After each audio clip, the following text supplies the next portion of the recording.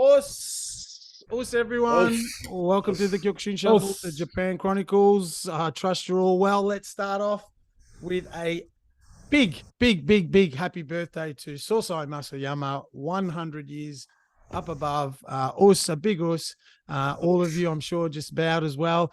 Happy birthday to Sosai. What a meaningful figure, and everything that comes with it that he's been in our lives. And I'm sure we'll talk in depth a bit later in regards to what Sosai has given us all in probably a 18-hour episode. But what we've got here, we've got a really cool guest, Sam Gilbert, Sensei Sam. Shihan Sean, thanks for joining us. But we'll go to Shihan Sean and then we'll go to Sensei Sam. Thanks, Sensei Pat. Yeah, no, it's great to again have another guest on. Yeah. This is the first time I've had a chance to actually talk to Sam in person through Zoom. Sure. We've texted back and forth and that, and he's in Tokyo. I'm in Nagoya, so we're both suffering from the summer, as I said last week with Nick on the show. Yeah. It's getting worse. I think it's 37, 38 degrees at the moment. It's insane, but. Yeah, it was great because some big things have been happening in the Kyokushin community of late.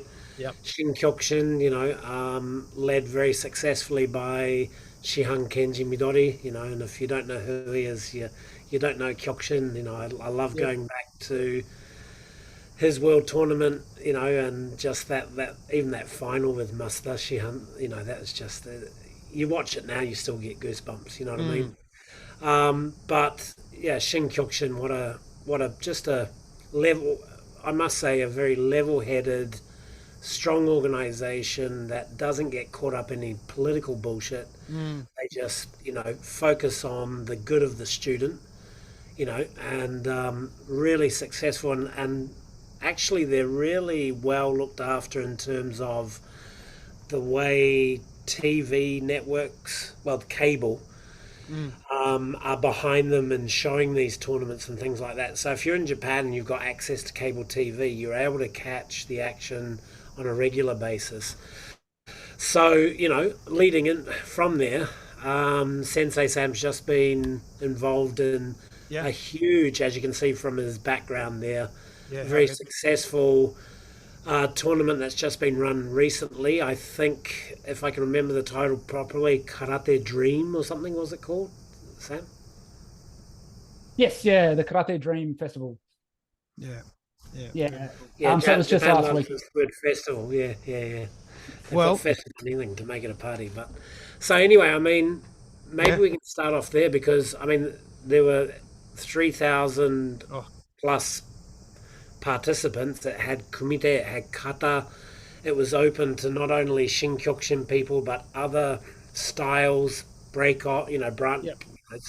People who've gone independent or what have you, were able to participate as well. So by all looks of it, it was really successful. But Sensei Sam was there officiating, I believe. So perhaps we can, start straight away and throw it over to you, Sam, and you can tell us a little bit about what went on. Sure. I guess before we do that, I just want to say, congratulations, you guys, on what you've done with this show so far. Pat, hold you in very high esteem for what you've done with the podcast. And I think combining it with Shihan Sean's knowledge and experience has been a really great thing for not only people outside of Japan, but for me, even though I've lived here for most of my adult life, I'm still learning a ton. I don't have the historical knowledge or the in-depth knowledge of the politics that you do, Sean, and so I've got a lot out of the show, and listening to the great guests that you've had on already. Thanks. In terms of Shin Kyokushin as an organization, I think that since it sort of made the transition from Kyokushin to Shin Kyokushin, initially we actually lost a lot of branch chiefs and a lot of dojos because of the name change. I think that I think there's a lot of people in the karate world that felt like it was a move away from tradition, a move away from what Sosai had created. And there was a lot of apprehension. And even the people that stayed with the organization, a lot of people didn't feel comfortable with the name change. Nice. I can remember it happened before the 8th World Tournament in 2003. And I know, Sean, you've mentioned Yui Shihan several times on the show, and Yui Shihan actually came out for our national tournament in 2003, and he did a demonstration. And so he comes out because this was 20 years ago now, so it's not like you're hearing updates all the time on social media. You're hearing mumblings and whispers, and if you wanted to search things on the internet, you might be able to find things, but it's not like if something happens 3 hours ago, it's up on Twitter, it's up on Instagram now. So Yui Shihan comes out to do his demonstration, and he's got this weird looking logo on his doggy, and everyone's just, what the that's the new logo. Imagine. I hate it. And there's so many, as is quite common in Australia, a lot of people have got tattoos of the old Kyokushin logo, and so there was a lot of apprehension. But I think that a testament to the leadership of Midori Shihan. I mean, not only was he an incredible fighter, you look at, and again, I think you've talked before about the fighters that came out of Jonan Shibu, starting with Midori and then Yamaki and Kazumi and Tsukamoto. But talking to Tsukamoto about that dojo, the branch chief, Hiroshige Shihan, who passed away a few years ago, Tsukamoto was quite frank in saying, he was an okay instructor. He ran a branch fairly well, but it was Midori Shihan that was the real motivation, and he motivated everyone else to train, and he brought up this next generation of multiple world champions. And he's basically done the same thing on a larger scale with the Shinkyokushin organization. So whilst initially there was this apprehension and actually, a bit of an exodus of branch chiefs, in the 20 years since, there's been, double, triple, 10 times the branch chiefs wanting to come back in, and people from other organizations wanting to join. I never had the honor and the pleasure of meeting Sensei, but the aura that I get with Midori Shihan is as comparable as I can imagine. He has that X factor, and to be around him is something really special. I think also that the organization's direction in terms of their contribution to charity and labeling themselves as an MPO. Obviously it's part of it is doing the right thing in terms of being charitable and giving back to the community, but there is also like a commercial element to that as well. So since 2003 that we've been supporting the Kotsuzui Bank charity, the Bone Marrow Bank charity, and I think that has brought a different level of respect and credibility, appreciation from and so that has allowed us to get these media contracts and basically get a bigger reach to Shinkyokushin. The great thing there is that it's not a greedy organization. You share what success you have in those different ways, and like Midori Shihan doesn't showboat. He's just like you said, when you talk about his position in, bringing up the next generation of fighters. So Sensei lives through that front line. You've got others in the background. You've got the elders, but you've got people like him who still to this day are still very technically proficient, just awesome martial artists. So they're able to put on their dogi and not just do 10 punches for show's sake. They actually can still do the business. So they lead by example that way, as well as running the organization. I think that's the perfect balance there, but also very humble. Whenever I've heard him speak, he doesn't gloat. He's very appreciative of the people around him. And just the way you guys can actually go into any other tournaments, with the JKs, the JK or the JFKO, or the J, I can't remember the acronym for it. JFKO, yeah. So how he's allowed, no politics to come in, and that, if we can come together and A, go to different camps, B, go to different tournaments and not be slapped over the wrist if you didn't get permission or what have you. He's been very open from the start. And I think because the Shin in Shinkyokushin means new. If you're not familiar with the kanji, that first kanji at the top of Sam's photo there is Shin, which means new. So he's recreated part of it, but he's kept the essence. And that's the beautiful thing about it. It's got a great name in Japan, and obviously a huge following worldwide, and it's all in the approach. So it's been great to see. Yeah. The Dream Cup itself, up until 2007, Dream Festival. That was the Dream Cup until a couple of years ago, and I guess like the number of people involved and the fact it was over 2 days. I think they decided to call it festival again, potential marketing thing. But up until 2007, they ran 2 separate tournaments: the All Japan Masters tournament, which is for the over 35s in certain age categories, and then the All Japan Junior tournament.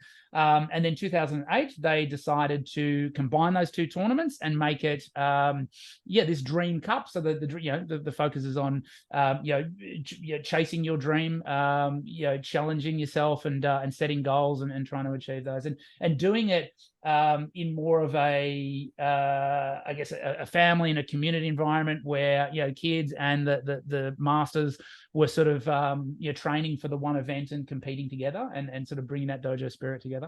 And then since then, it's basically just grown and grown, and I think continued to grow even through COVID. And we'll sort of talk about in a second how things changed during COVID and how the organization went about changing certain rules and formats within the tournament to adjust for that.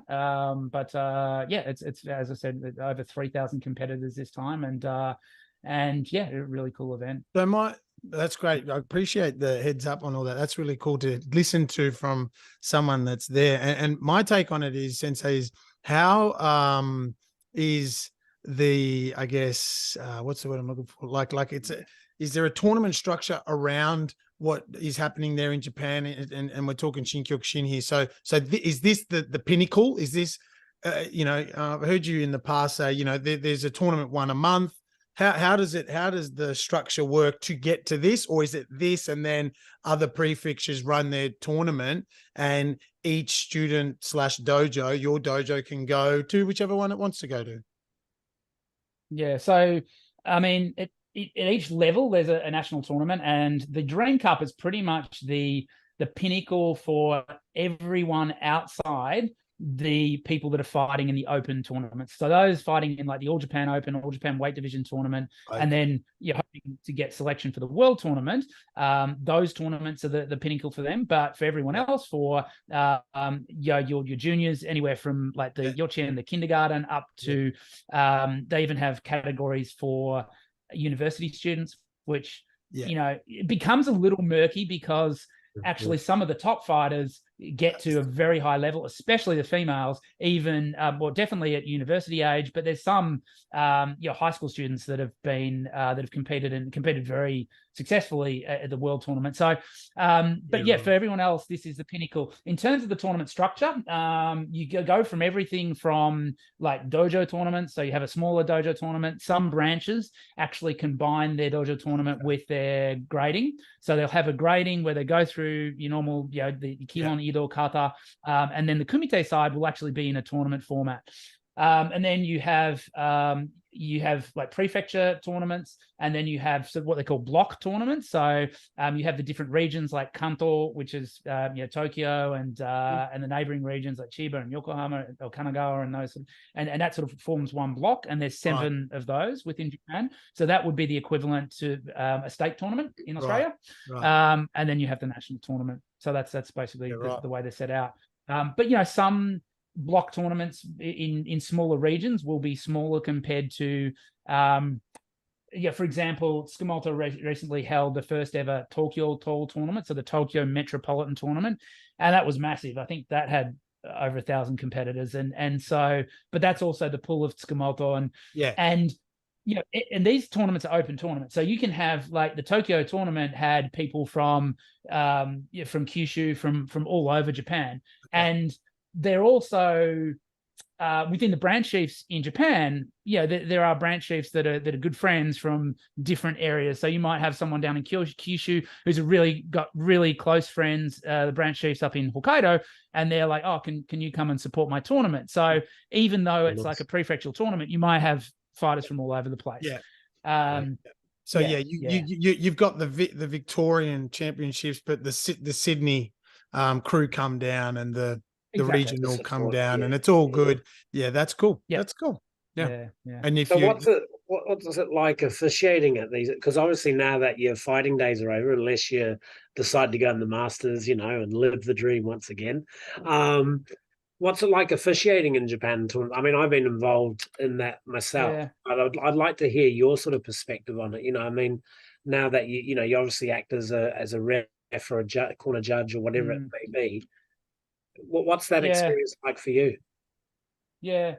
And it's funny. I think that I could maybe now get away with competing in the Masters, but like when I was like 37, if you're 37 and you like started training when you're 30 and you like work your way up, I think that's fine. But if you like started training when you were 8 and fought in 5 world championships and then retired, and then at 37, it's like, oh, I'm going to fight again. It's like, no, I like could fight in the Masters, but it's like, no, if you want to have a fight, you go back in the open until sure. you can. Sure. I thought I'd maybe just take it back to my competition days as well, just to sort of highlight some of the differences between like the logistics involved with a tournament of 3,000 people compared to competition in Australia where a big tournament might be 100 people, right? So from a competitor's perspective, I guess the first thing I noticed was like you have to commit to these events a long way ahead of time. I think in Australia, typically, if a tournament was on a Sunday, you probably had to have the application in like the Friday of the week before to give the organisers maybe a week and a bit to organise it. In Japan, it's generally for bigger tournaments, 2 to 3 months, and especially for something like the All Japan or the World Tournament. The World Tournament draw will be announced pretty soon, so like they have to start getting the applications in really soon. I can remember when I was living in Fukuoka for the first chunk that I was in Japan. Everything was looked after, so I didn't really have to worry about getting applications in and things like that. When I came up to Tokyo, I was entering my first tournament, the All Kanto tournament, and I obviously wasn't sort of up on the entry process. And I think about 6 weeks out, I was like, "Oh, hey guys, can I sign up for the Kanto yet?" And they're like, "Sam, the applications were closed a month ago." And in the end, they sort of played the Bakugaijin, the idiot foreigner card, and managed to get me in the tournament. Play that but that's wild sort of card. the first thing. You need to get the applications in soon, and that's sort of just going ahead 15 years now. Everything's done via an app, so you basically have an app on your phone or access to a web page where you sign in, and then you've got all your data, and then you can basically, if there's a tournament there, you click on it, and then you can click which division you're entering as a dojo, and you can submit all your dojo participants. So I think they're using technology now to streamline the application process rather than having a bunch of pieces of paper and sending them in for the tournament organizers to sort through all these pages. They get the data. And they basically it goes straight onto a spreadsheet where the divisions and that are all automated. So that information is coming up straight away. So that's the first thing was the entry forms. The tracking of the competitors. If you've got like 5 guys in the division, it's pretty easy to sort of track what's happening. Here, as Pat, you fought out in Japan several times. You have the number on the back of your door, the Zekken, and that is generally sent out weeks in advance as well. And so you have to sew that onto your doggy. But Japan being Japan, and I'll give other examples of this. Everything has to be done by the letter. So you get a sheet showing you exactly where the Zekken needs to be. If there's other things that need to go on your doggy, like sometimes you need to actually sew a sponsor's logo on as well. That needs to go on, not the right side, the left. Make sure it's the left. Everything needs to be. And actually, when I was living in Shikoku, the first time that I came out as an 18-year-old, the guy that I was living with and training with, Takezawa Senpai, was very big on the fact that sewing your Zekken onto the doggy is a really important part of the preparation. So it's almost like preparing part of your armor. That becomes part of your identity in a way for that day. So, making it look neat, which mine never was. I've never sewn anything in my life. You don't want a crooked Zekken. So everything needs to be perfect. And I think the first couple of times I actually did it several times just to get it looking respectable. So that's sort of part of the process of preparing for the tournament. and then you go to a tournament, and you usually have the draw several weeks, or in the case of a big tournament like the All Japan, months in advance. And in the case of a tournament like the Dream Cup, you can see there you've got 12 different fighting areas. And so when you get the information about the fight, you'll have which fighting area you're on, and then which fight number for every single fight. So I'm going to be fight number 30 on court 5. And just so that you have an idea of exactly, how long you have to prepare for each match, and you're able to time it that way. Also, in something like the Dream Cup, to try and make it as efficient as possible. Again, as you can see above my head here, you can see those 12 blocks. They represent the 12 fighting areas, and those numbers are which number fights. So if you're unsure, and especially if you're there as a team and you're coaching, you've got your piece of paper with your circles. I've got a fighter. Fight number 18 on court 5, and then the next one's fight 23 on court 9, man. And how to coordinate that. And you can look up at the screen. And then from an official's perspective, they had this same screen in the staff room, and the different staff rooms and branch chiefs areas and things like that. So go back, and because you have breaks between the judging sections that you do, you want to go back and have a snack. You've got that there so that you're not running late, because it happened to me before. You don't want to be late getting back to your allotted judgment time. I'm tired. Fucking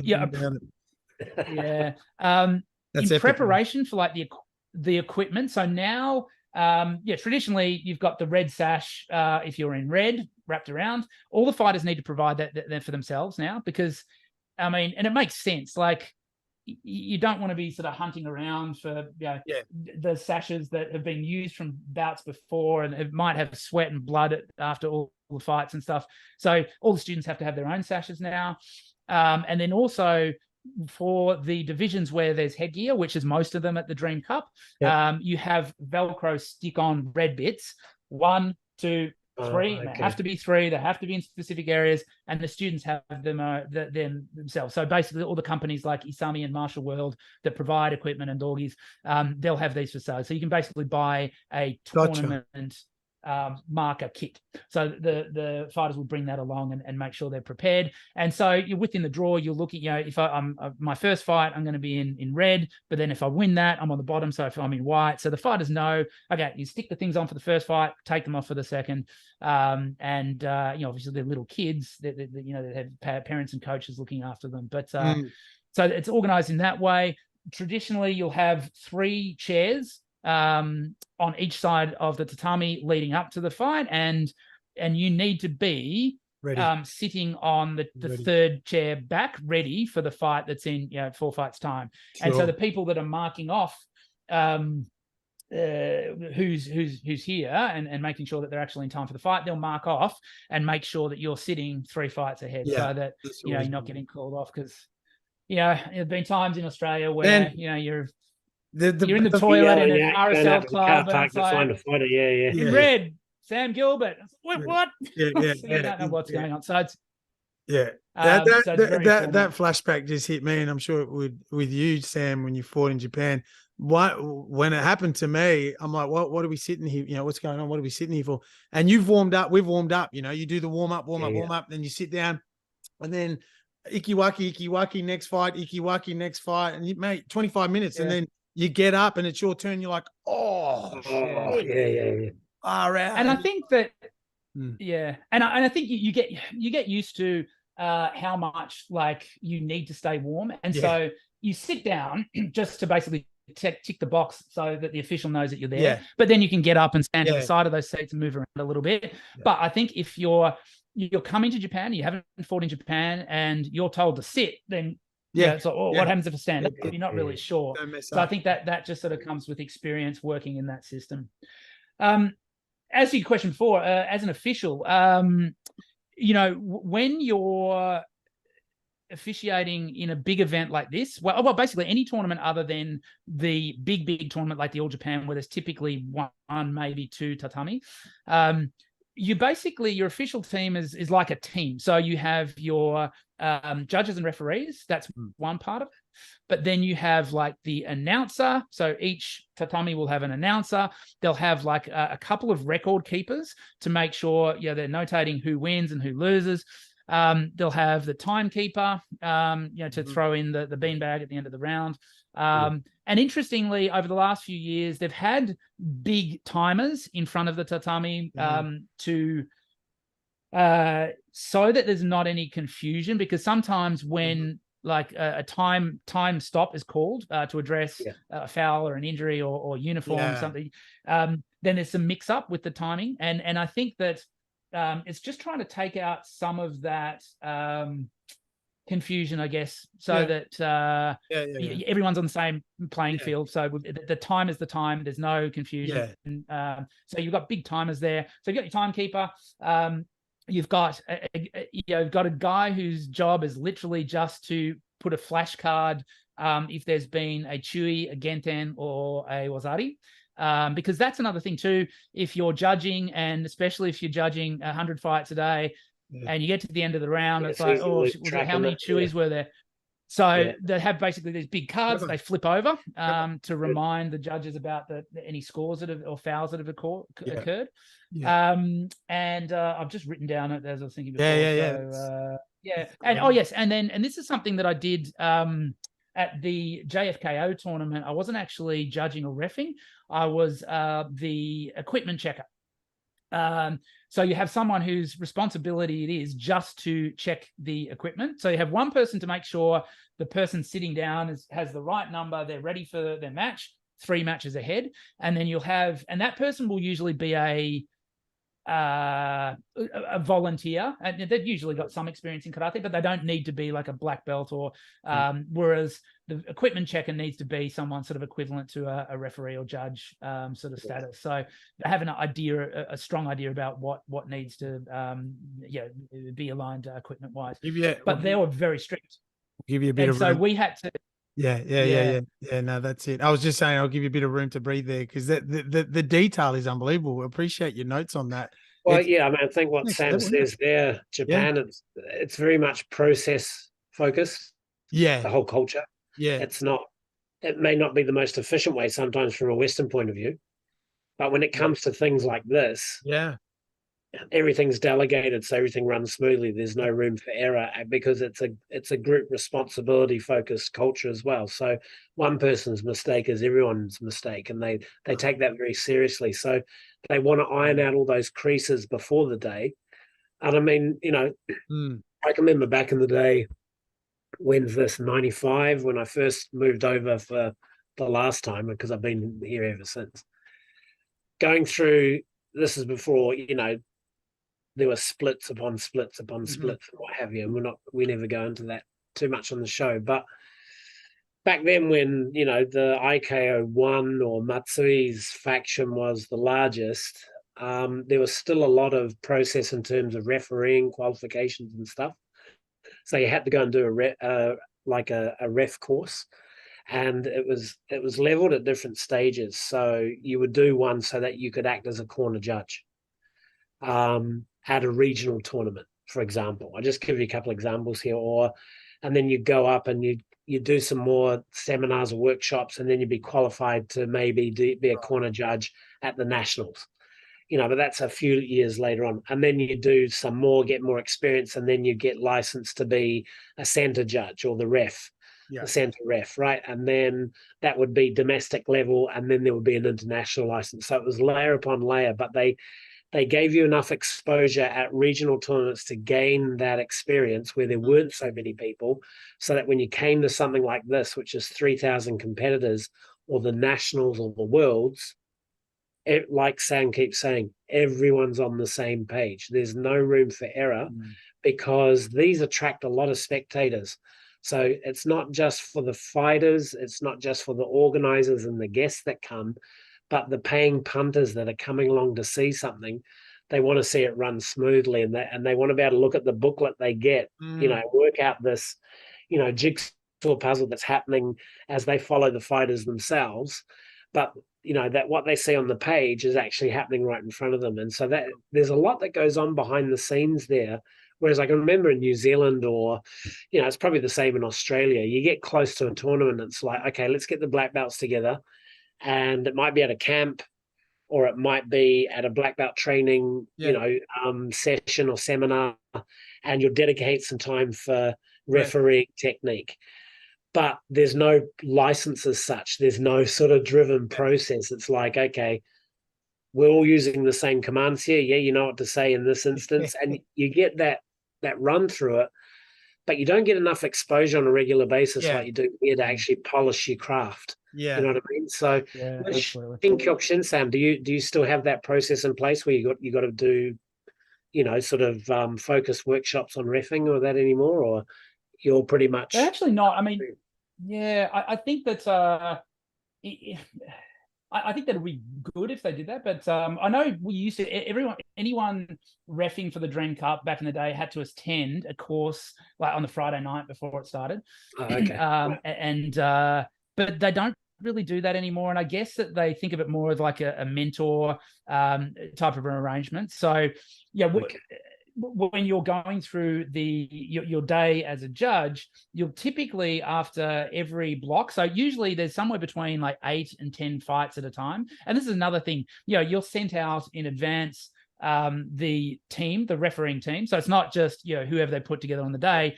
You've got the refs, and you'll have usually an A and a B team, sometimes even a ABC. So you actually get more rotation, which is good. You get a little bit more of a break. But you can look out in advance. It's like, oh, I have to go with that Shihan. He scares the shit out of me, and he's can't stuff up. But which fights you're going to be judging for. So that, again, looking, if you go to the staff room to have a bite to eat, you can see, I'm starting back again at fight number 39. So I'll just make sure I'm back by then. But after every block, you'll have a little bit of a debrief. So you'll get off the tatami and just chat. And it's like, and the main referee will ask you any issues, maybe just, can we try and be a little bit stricter on pushing? There was a little bit pushing there. Okay. And, cool. I need to get a little bit more information about that in order to make the proper judging. And then maybe if there's a newer, younger, or someone that's newer to judging, the more senior people of that panel might pull them aside and say, just maybe, because sometimes I think when you start judging, there's a little bit of a hesitancy, especially to call fouls. It's like, how strict do I be? Especially now in Shinkyokushin, they're very strict on pushing and also head contact, because you've got the kids are wearing these head guards with these face shields. And so when they come in to engage, they're often clashing heads. Now, it's not a deliberate headbutt. Yeah. It's just that they're these tiny little people with these big face shields. Trying to get as close as they can, Yeah, and the thing is, like back in the day when there was a little bit of scrapping, we would just wave both flags. And so the referee would separate them. And then there's a bit of pushing, grabbing, wave both flags. And then in the end, like after 3 or 4 of those, it's like, all right, aka, chuchi, chuchi, don't do it again, get back at it. But in Shinkyokushin, they're very strict. You wave the flag for who went first.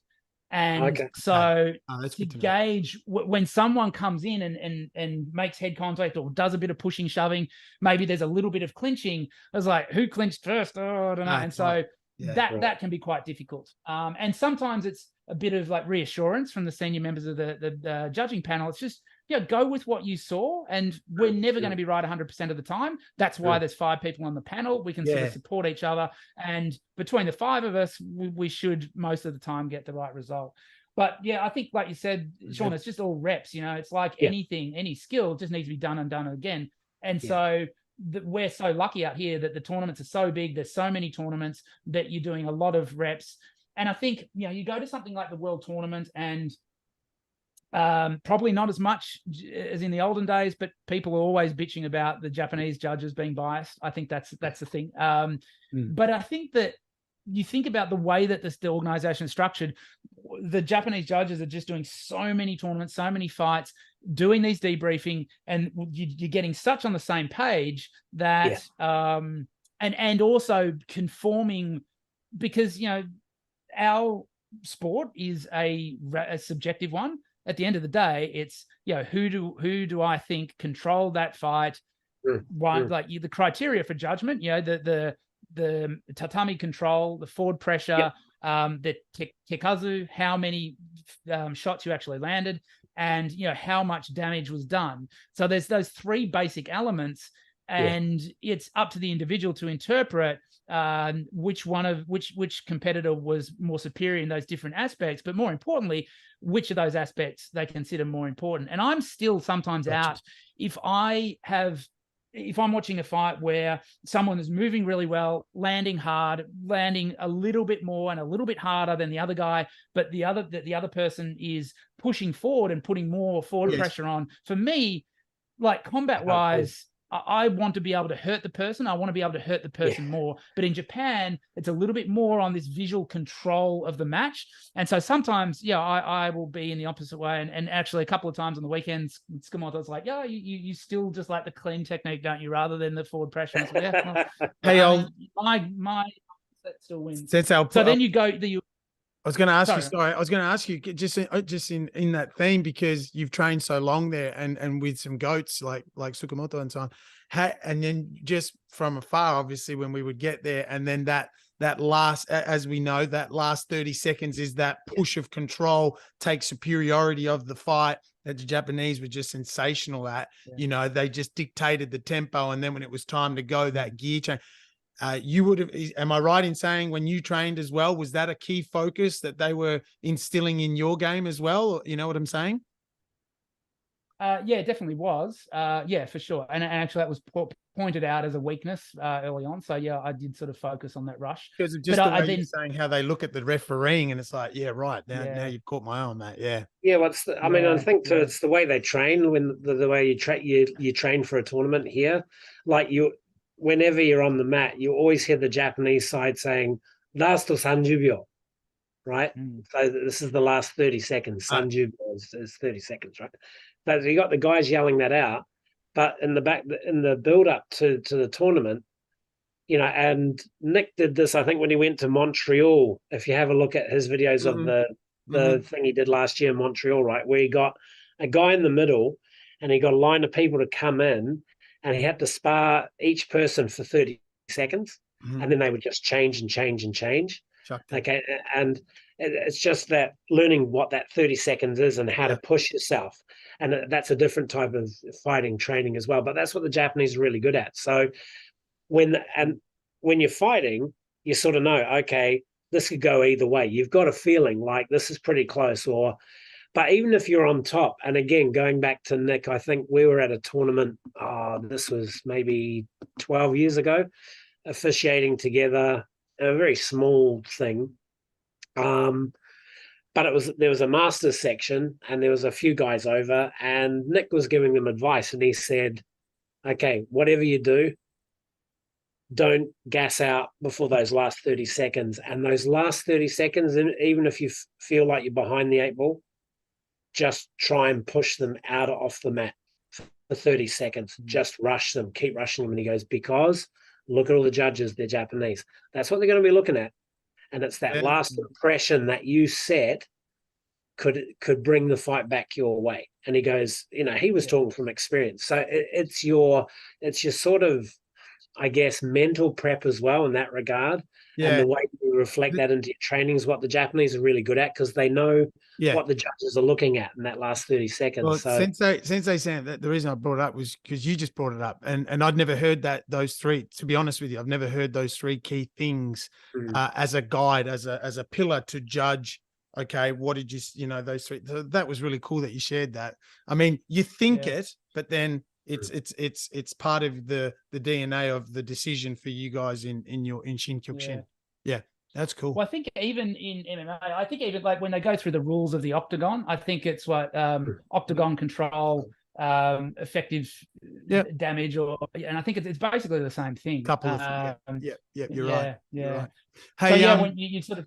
We could go for hours about that. I mean, that's really cool. What that's exactly why Shihan, Sean, and I obviously communicate. And I said, hey, how cool is this?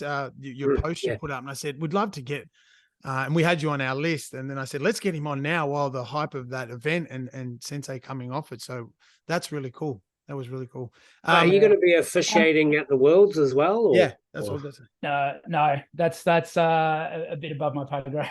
Is that the big boy so club, is it? Right. Okay. Yeah, certainly. Yeah, it's a branch chief, sort of national representative branch chief for that one. Yeah. And Sensei, on a side note now, to get your brain off that, you just said you've been doing other forms of training, and how is other things going down there for you, up there for you? Yeah, good.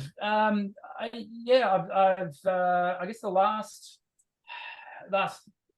probably 10 months I've been doing jiu-jitsu. Yeah, man. On jiu-jitsu and loving that. I guess over the last few years, and probably some of the guests you've had on and some other podcasts have got me thinking about karate a little bit differently as well. You know, for a lot of my life, karate was a sport, and I wasn't ashamed to say that. You know, yep.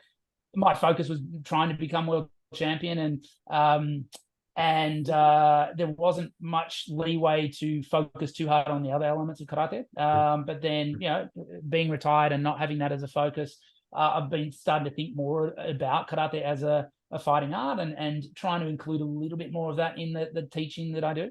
Yeah. But then also trying to branch out and do a little bit more. And I've always wanted to do jiu-jitsu. I wasn't confident that my body would hold up, and my wife would probably argue that it hasn't, but I'm struggling through, and it's going really well. I think this rash guard highlights a couple of things.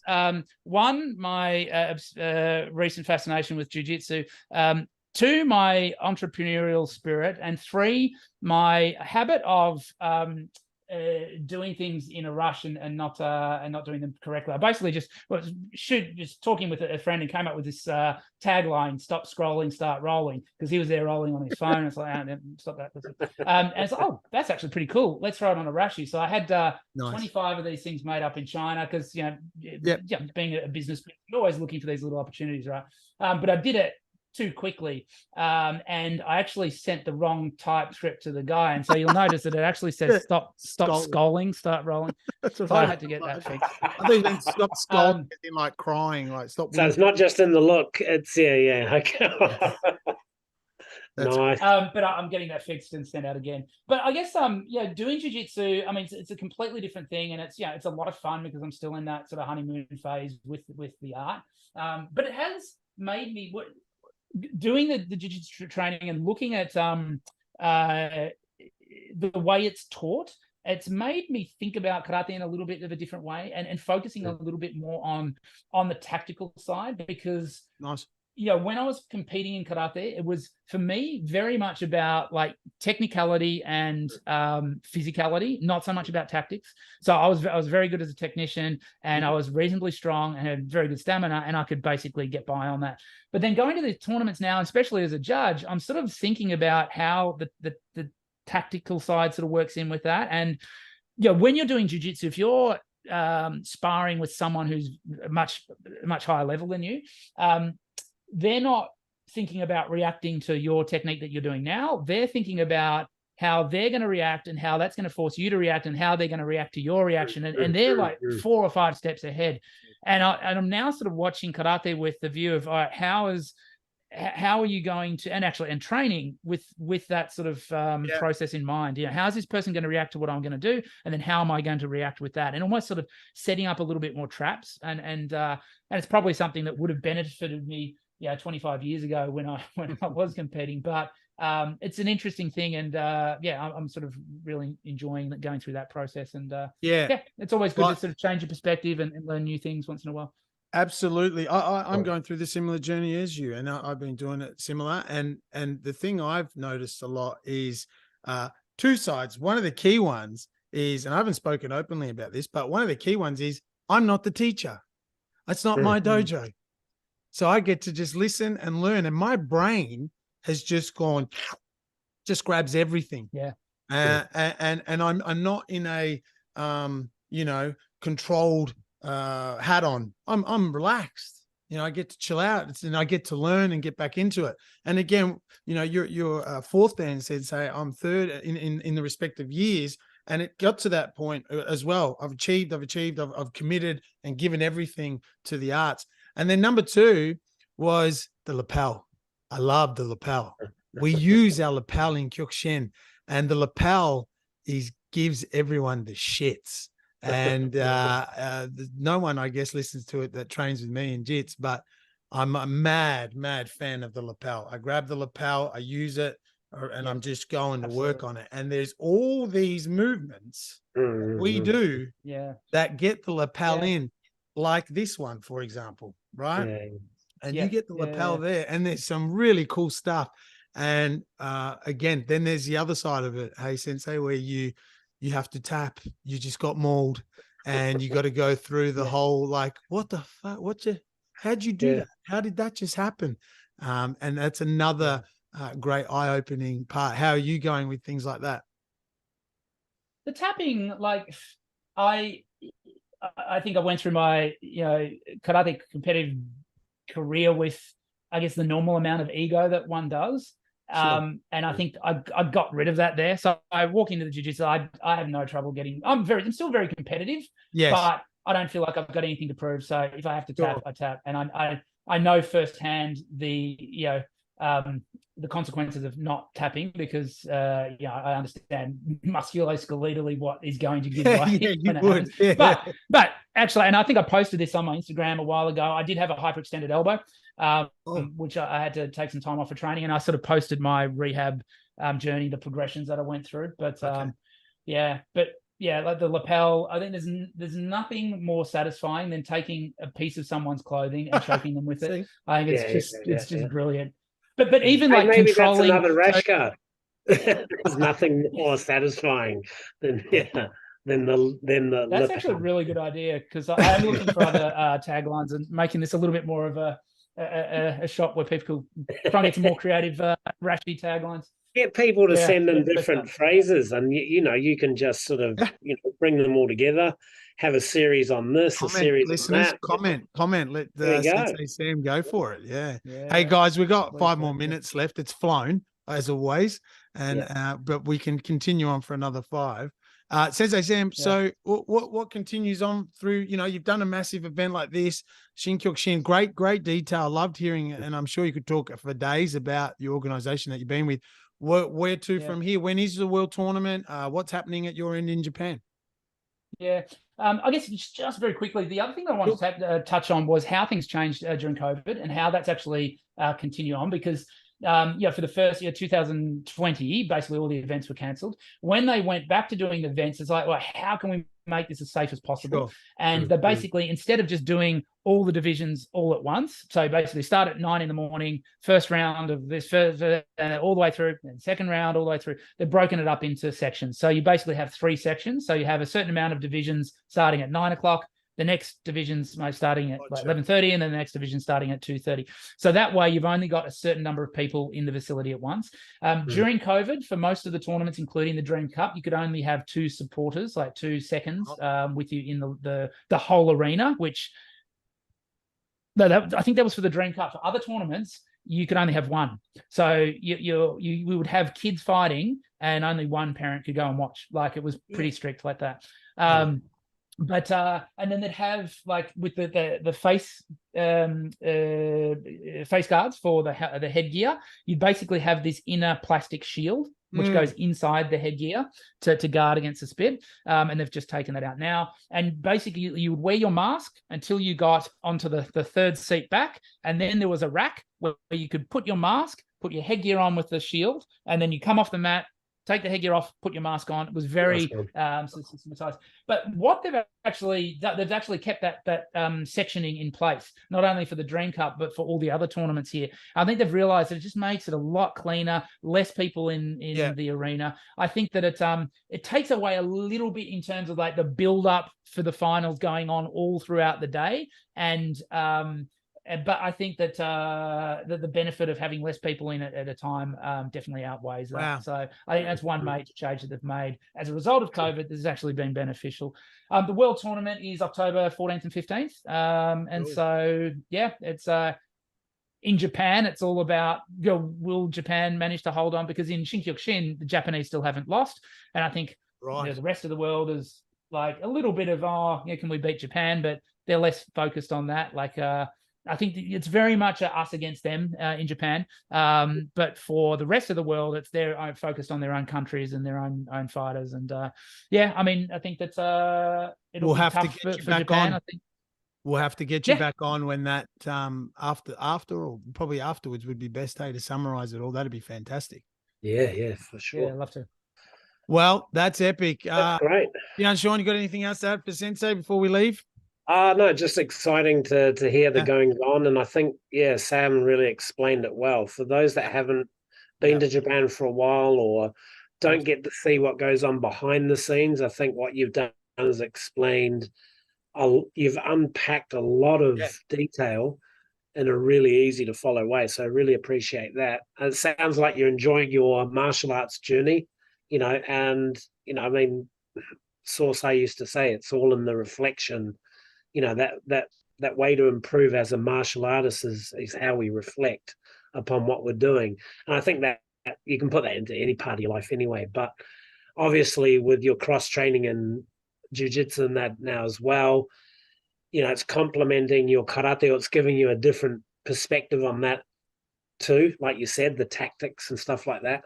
So, I mean, I've been doing traditional jiu-jitsu, the Japanese side, not a lot of rolling and stuff, but a lot of locks and stuff. And being the beginner again, not having to teach, getting wrapped, around a million different times and coming away with swollen wrists, forgetting what it's like to be a beginner again. It's just such a joyful process because you've got no other eyes on you. It's all about you.